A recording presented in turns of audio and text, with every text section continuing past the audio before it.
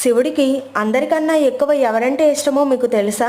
ఇదే సందేహం నందికి వచ్చి, మహాదేవ, ఈ సృష్టిలో మీకు అందరికన్నా ఎవరంటే ఎక్కువ ఇష్టం అని అడగగా శివుడు నవ్వుతూ, నంది, నువ్వు ఎన్నో సంవత్సరాల నుండి నాతో ఉన్నావు కదా, నీకు తెలీదా నాకెవరంటే ఎక్కువ ఇష్టమో? నువ్వే చెప్పు చూద్దాం అని అంటాడు మహాదేవుడు.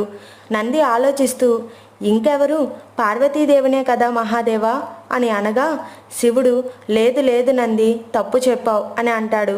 నీ పెద్ద కొడుకు కార్తికేయ స్వామినే కదా అని అనగా, లేదు నంది, మీ ప్రియ చిన్నపుత్రుడు బాలగణేశుడు అయి ఉంటాడు మహాదేవా అని అనగా, లేదు నంది, కాదు అని చెప్తాడు మహాశివుడు. కొంపతీసి నేనా, లేక మీ మెడలో ఉన్న వాసుకీనా అని అనగా శివుడు, లేదు నంది అని అంటాడు.